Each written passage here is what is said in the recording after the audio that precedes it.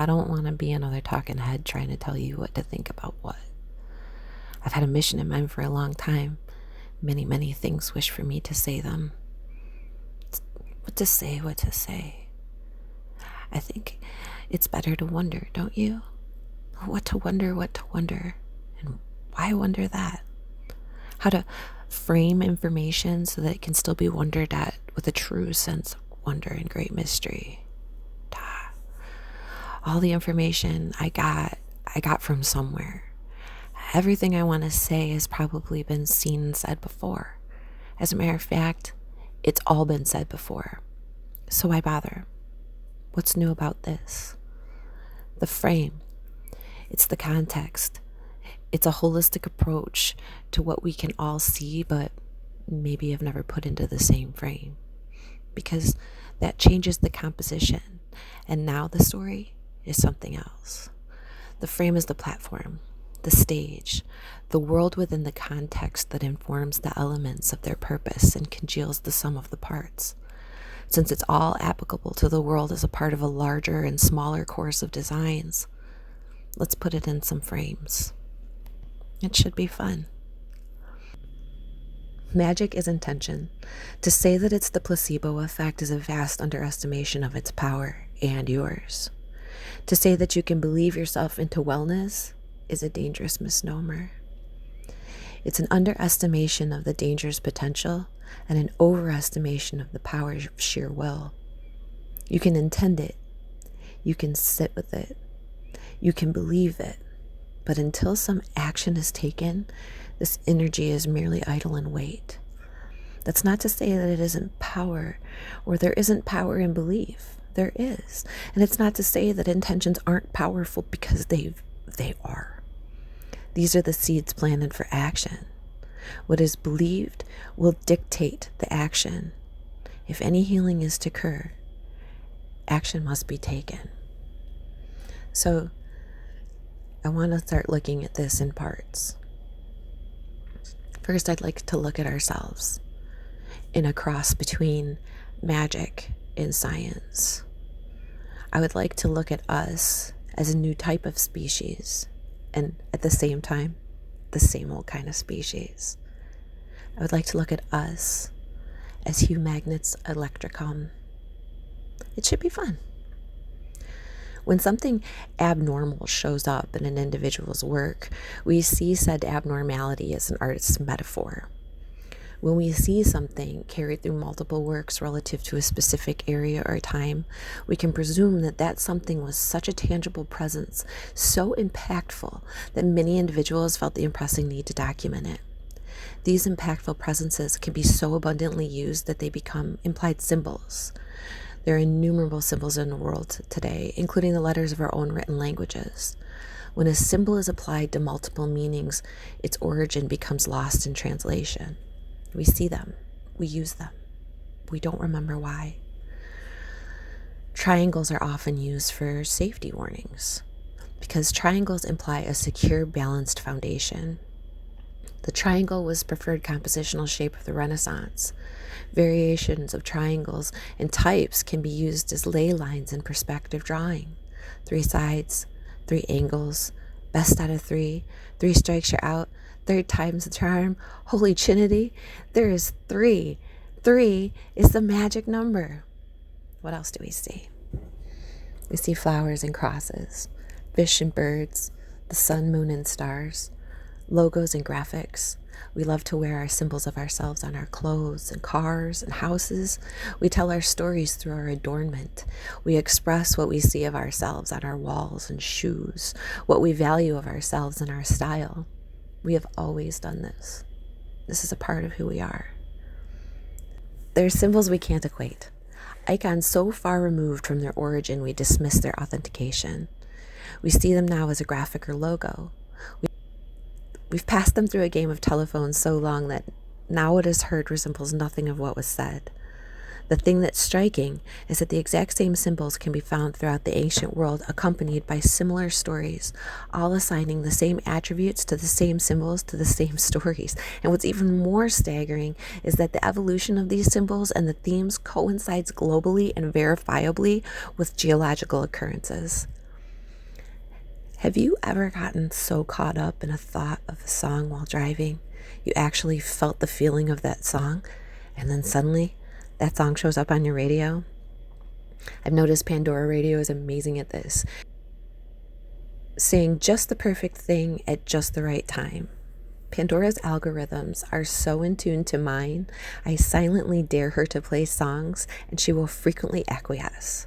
Sometimes she gets an attitude and plays the song for me, and then plays it at some inappropriate and inopportune time just to taunt me. And that's when I wonder if it's real. Is it real? So what if I told you that you're a magnet? But for serious though, how often do you hear someone referred to as an attracting force? That guy's a chick magnet. She's got the Midas touch. I swear trouble just follows that kid around. When we say our attitudes are creating our lives, is that a metaphor? Or is it reality? Is it luck? Is the cloud following Eeyore?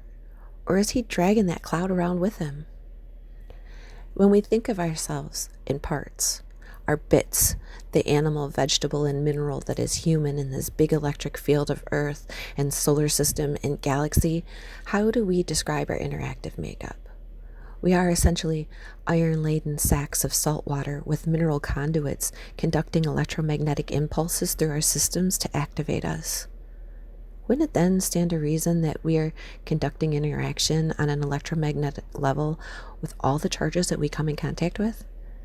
However far-reaching that contact might be, how often do you think of a friend and they call you? How weird is it that we are all thinking of pizza for dinner tonight? Seems like everyone is on edge today. You could feel the excitement in the stadium. The whole crowd is on fire. But I knew you were going to say that. I have an open and active dialogue with basically everything around me at all times. Though the majority of the conversation remains internal, I have been known to talk to stuff with fairly measurable success. A friend and I were on my porch enjoying a spring evening.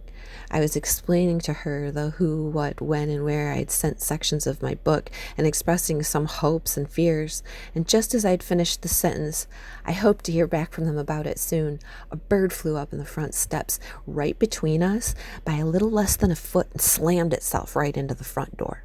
Whack! And then it just flew away. My friend and I were both quite startled. Birds have been seen as messengers. They visit me often. The ancients saw everything that way. Everything was interwoven. Spirits were ever present in this vision. All things had souls. There were even souls who didn't have things. I'd like to make a side note that as I started to record this, a gigantic hawk came open-winged and flew straight up to my window and then went straight up. So I made this for you and for him. Thank you.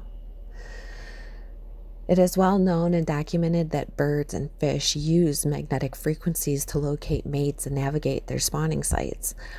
Other species of flora and fauna have also been examined using these types of communication. In 2013, National Geographic had an article titled "Bees Can Sense the Electric Field in Flowers," and it was revealed in detail how not only were the bees electrically attracted to the flowers, but the flowers also responded to the bees' activities. Quote, Dominic Clark and Heather Whitney from the University of Bristol have shown that bumblebees can sense the electric field that surrounds a flower. They can even learn to distinguish between the fields produced by different floral shapes, or use them to work out whether a flower has been recently visited by other bees. Flowers aren't just visual spectacles and smelly beacons, they're also electric billboards. The article goes on to explain the electric relationship between the insect and the flower. Scientists have, however, known about the electric side of pollination since the 1960s, although it is rarely discussed. As bees fly through the air, they bump into charged particles from dust to small molecules. The friction of these microscopic collisions strips electrons from the bee's surface, and they typically end up with a positive charge. Flowers, on the other hand, tend to have a negative charge, at least on clear days. The flowers themselves are electrically earthed, but the air around them carries a voltage of around 100 volts for every meter above the ground. The positive charge that accumulates around the flower induces a negative charge in its petals. When the positively charged bee arrives at the negatively charged flower, sparks don't fly, but pollen does. And some videos showing that the pollen literally jumps from the flower to the bee as the bee approaches, even before it's landed. The bee may fly over to a flower, but at close quarters, the flower also flies over to the bee. They're communicating with each other electrically. Can you do that? You certainly can. The ancient Eastern philosophies that are stapled in the body's electromagnetic meridians are making their way into modern Western medicine. Each living being has its very own magnetosphere that is resonating off of them right now. There are even medically recognized therapies and benefits to working with the human magnetosphere. The author of Energy Medicine, Donna Eden, wrote, "Modern science is fully recognizing that energy constitutes the blueprint of the physical body. Meanwhile, the energetic vibrations of sound can be used to change that blueprint in ways that foster health and well-being." Let me guess. The next thing you're going to try and tell us is that astrology is real. Well, yeah, it's starting to look like that idea could hold some scientific weight after all. I mean, if we are Humagnets Electricum, whose parts are the assembly of star parts, couldn't it feasibly be reasoned that our charge of life is ignited, that charge would be indicative of the galactic and planetary magnetism of that specific time, place, and star part makeup? If the observation of studies of atoms, it was noticed that if an atom was split into two parts and those two parts were separated by great distances, like miles, and one of those atom parts was set spinning by a magnet, the other half of the atom would spin as well. So far away. This is known as quantum entanglement. EU peeps are going to argue with me on this, but go ahead and do your research. Think about quantum entanglement. Let your star parts spin. You're going to learn a lot, I promise. This is not something to be dismissed. In 2017, Chinese scientists were able to set a spin both parts of an atom split simultaneously at a distance of 1,200 kilometers. Baffling. Now, if the moon can tug on the great mass of the oceans that make up 71% of the Earth's surface, pulling the tides dozens of feet inwards towards shore and back out into itself, what's it doing to the 73% of our bodies that is water? If the magnetism of the sun and planets can tug on the strings of the earth, causing earthquakes, volcanic eruptions, and superstorms, how do the magnetic fields affect our own electromagnetic circuitry? Andrew Collins says, "The effects of cosmic rays on our own genetics has led to mutations within the body, within the mind, the brain, that has altered our perception of reality. The correspondence between the ancient cosmic ray levels and sudden evolutionary leaps in human technology and art are facts. We are subject to the electromagnetic fields around us. A study published in the NCBI found that an investigation was made of individual reactions of human subjects exposed to electromagnetic fields. We found that the electromagnetic perception of women being correlated with their individual features. Human subjects who had high quality perception of electromagnetic waves showed an optimal balance for cerebral processes, an excellent functional state of the central nervous system, and good decision-making criteria." Correlated with their individual features, huh? That's saying that people who have a healthy electromagnetic balance are better at receiving electromagnetic activity and processing it in a more balanced way. I venture to say they're probably more well-balanced people, stable, but in reality, being a fluid electromagnetic conduit is too much for some, especially when that person doesn't realize that it is a very real physiological experience that they have the power to direct. Balanced energy flow, inner peace. We all respond according to our individual fields. The healthy balance of our internal conductivity. A horoscope is simply the charted placement of planetary bodies in a particular date and time, held juxta to the placement of those bodies at an individual's place and time of birth. Any interpretation of said charts, while methodized in structures, is still completely subjective to the interpreter. That being said, astrological horoscopes have been historical mainstay in every culture from ancient to present, civilized and indigenous. Personality traits were attributed to the perceived traits of celestial bodies. We've talked about a few of the planets and how they came to be known as what they are, but what about the rest?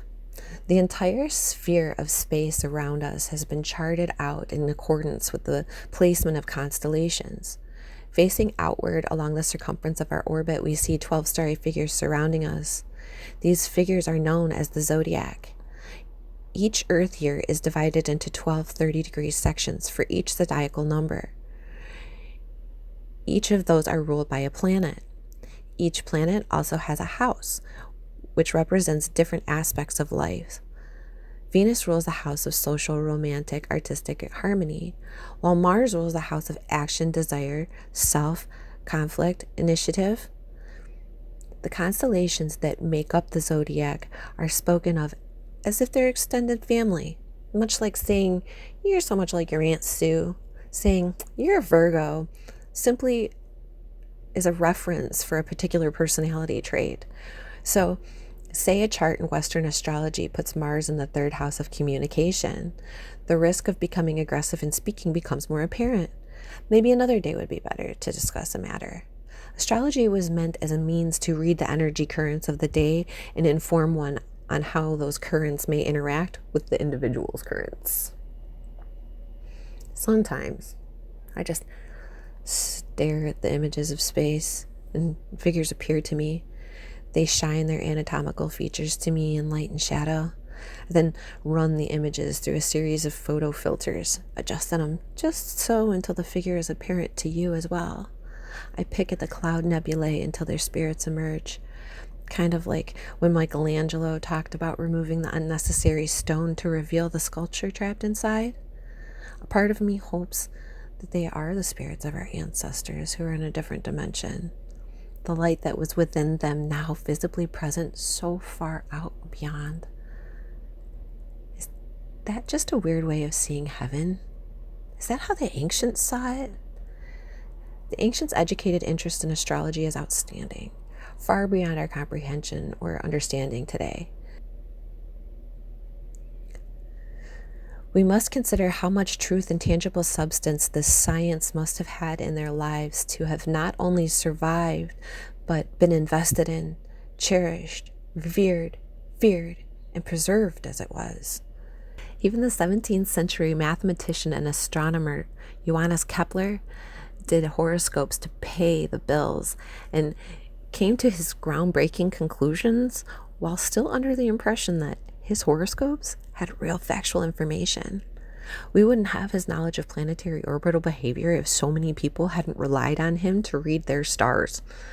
There's a group of researchers whose focus on the effects of electromagnetic solar activity on the human body systems has gone a long, long way. They're the HeartMath Institute. The evidence that they've collected is astoundingly conclusive. The human body, individually and collectively, is directly related to the solar system weather. These findings are available for further analysis. I'll post a link down below. The article is called Synchronization of Human Autonomic Nervous Systems, Rhythms, and Geomagnetic Activity in Human Subjects. It states, human regulatory systems are designed to adapt to daily and seasonal climatic and geomagnetic variations. However, sharp changes in solar and geomagnetic activity and geomagnetic storms can stress these regulatory systems, resulting in alterations in melatonin, serotonin balance, blood pressure, immune system, reproductive, cardiac, and neurological processes.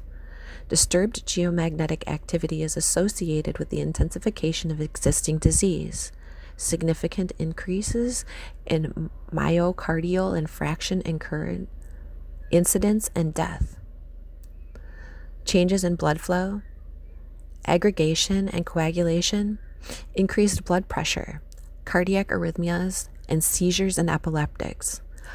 Overall, the study suggests the daily autonomic nervous system activity not only responds to changes in solar and geomagnetic activity, but it's synchronized with the time-varying magnetic fields associated with the geomagnetic field line resonance and the Schumann resonances. A likely explanation for how solar and geomagnetic fields can influence human nervous system activity is through a resonant coupling between our nervous systems and the geomagnetic frequencies, alpha waves, or ultra-low frequency standing waves in the Earth's ionosphere resonant cavity, Schumann resonance, that overlap with the physiological rhythms. Okay, I know that was a lot to take in, but let me just repeat that. Every culture, from ancient to present, civilized and indigenous, all utilized astrology.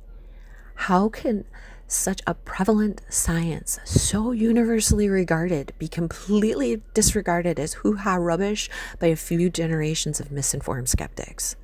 As more and more scientific discoveries unveil the true interconnectedness of it all, they're inadvertently proving this truth in all camps. In the words of one of my favorite founding fathers, courteous reader, astrology is one of the most ancient sciences, held in high esteem of old by wise and the great. Formerly, no prince would make war or peace, nor any general fight and battle. In short, no important affair was undertaken without first consulting an astrologer. Benjamin Franklin.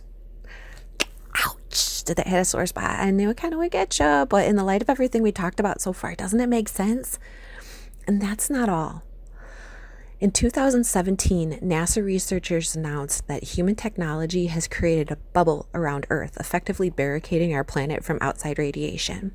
The Atlantic posted the headline, "Humans accidentally created a protective bubble around Earth."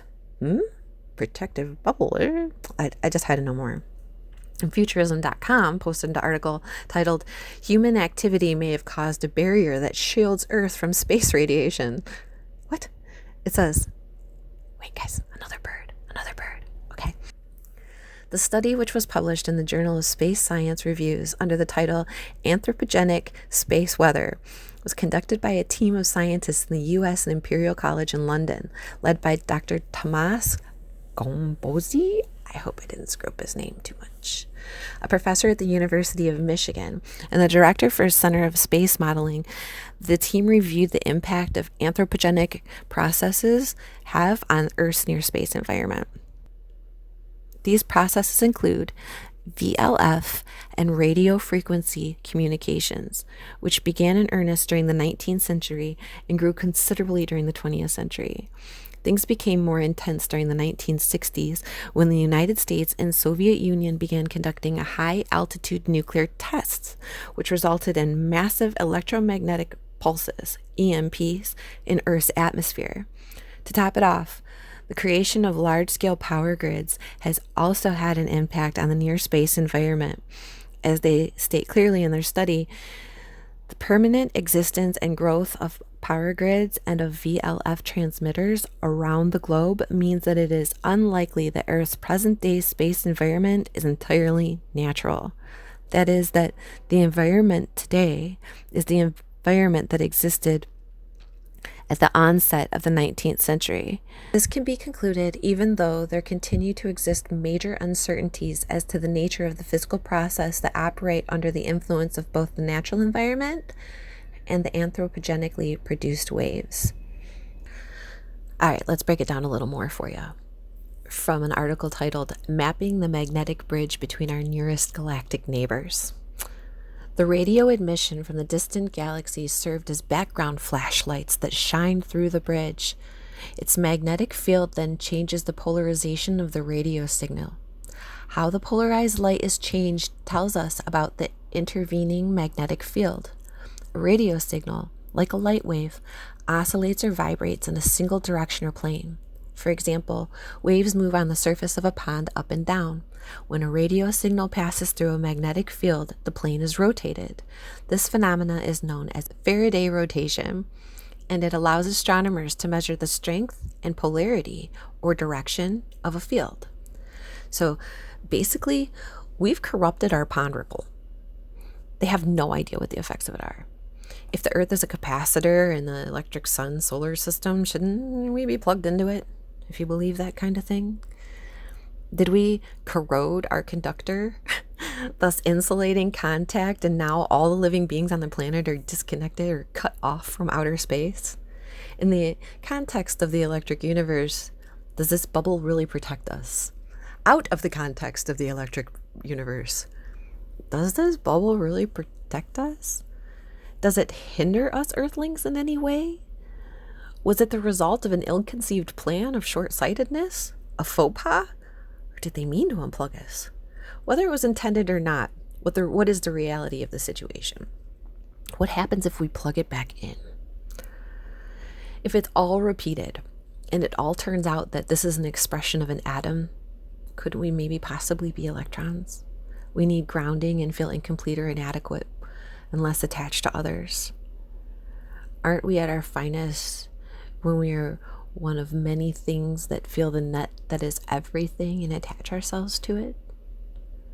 Would the great idea of Buddhist detachment then be the first step to neutralizing ourselves, our charge, so that we could become a being of light, or a photon? In a physical sense, since plants are producers who convert light into energy, does that make them beings of light? When their roots take in nutrients from the soil with the remnants of our decayed forms, have we then become one step closer to the light? My friend Buddy laughed and said lovingly, "It's an earthbound soul-hour system." When we find ways to raise our vibration, are we trying to become positively charged ions in an attempt to rip away our negative electric charge and flip polarity to a positive proton as the next step in becoming a lumen packet? Do we get to pick what color of wave we surf, or is the spectrum just the next hierarchy of steps toward pure white light? Then what?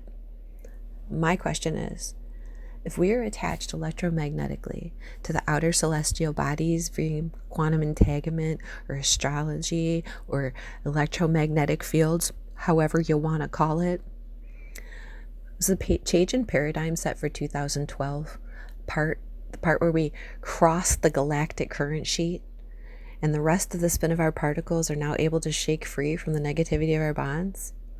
Is that what's happening here as we cross the barriers into a new space that's dust-free, as our sun quiets down, as Venus joins the Pleiades and Taurus? It certainly makes you wonder, is this all a recalibration? Are we all set for change? Is that what's happening now? Is there anything we can do?